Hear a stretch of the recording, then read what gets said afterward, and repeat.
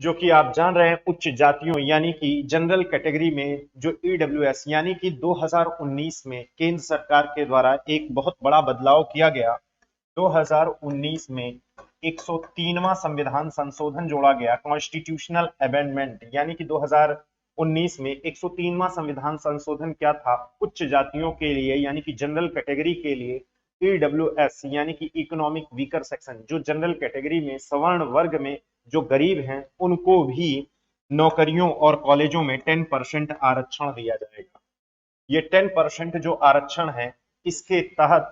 15 में आर्टिकल 15 में sub clause 6 जोड़ा गया और वैसे ही आर्टिकल 16 में सब क्लॉज 6 जोड़ा गया और इसमें कॉलेजों में आरक्षण की बात की गई, कॉलेजों में आरक्षण की बात की गई और 16(6) में नौकरियों में आरक्षण की बात की गई कि भाई जो सवर्ण हैं और गरीब हैं उनको हम जनरल कैटेगरी में रख देते हैं, उनको आरक्षण का लाभ नहीं मिल पाता और सही मायने में देखा जाए तो उनको मिलना चाहिए लेकिन नहीं मिल पाता है, इसलिए केंद्र सरकार के द्वारा 10% आरक्षण दिया गया। विपक्ष का मानना है कि ये एक प्रकार से चुनावी रणनीति है कि चुनाव में लोगों को फंसाया गया। क्या है मतलब इसका, तो देखिए इसमें एक क्राइटेरिया, वैसे 6 क्राइटेरिया रखे गए हैं किसको 10% रिजर्वेशन मिलेगा, उसमें से एक महत्वपूर्ण क्राइटेरिया जो है उसका मेन ये है कि अगर परिवार में किसी की आयु 8 लाख से कम है, यानी कि अगर वार्षिक इनकम 8 लाख से कम है तो उसको ईडब्ल्यूएस में 10% आरक्षण का लाभ मिलेगा। अब 8 लाख का अगर हम महीनवारी पैसे दिखाएं यानी कि मंथली इनकम दिखाएं तो उसमें आ जाता है 60 से 65 हजार। अगर आप भारत की सबसे सर्वोच्च से अगर देखा जाए सेवा तो सिविल सर्विसेज है, उसमें जब बंदा आईएएस बनता है और आईएएस में पहली पोस्टिंग एसडीएम के तौर पर होती है तब भी 60 से 65 हजार सैलरी मंथली नहीं होती है। इसका मतलब यह है कि 60 से 65 हजार तो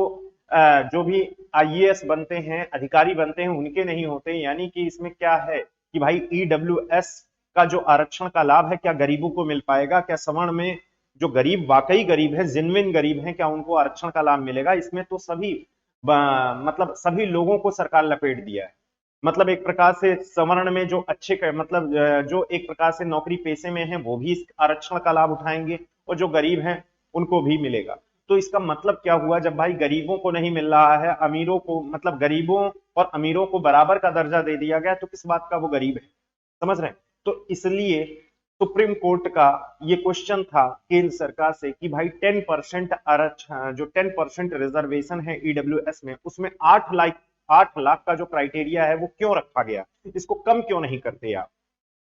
ऐसे में तो बहुत सारे जो सवर्ण में अमीर वर्ग हैं वो भी तो आ जाएंगे इसमें, जिनको लाभ जिनविन तरीके से नहीं मिलना चाहिए वो भी तो इसमें इंक्लूड हो जाएंगे। अभी कल ही परसों में सरकार के द्वारा ये कहा गया 8 लाख का ही क्राइटेरिया इसलिए रखा गया है, मतलब एक प्रकार से 9 पेजों का एक प्रकार से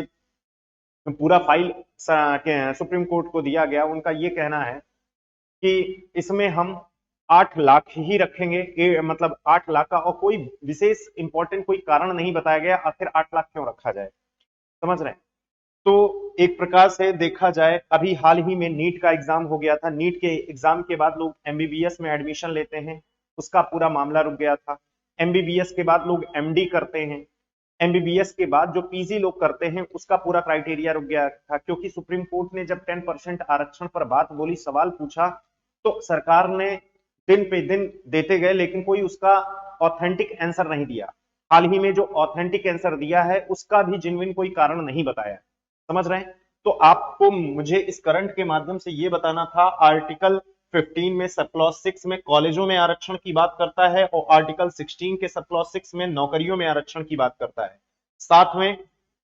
2019 में एक महत्वपूर्ण संविधान संशोधन हुआ जिसका नाम है 103वां संविधान संशोधन, यानी कि 103rd कॉन्स्टिट्यूशनल अमेंडमेंट, जो कि ईडब्ल्यूएस कैटेगरी में 10% आरक्षण की बात करता है।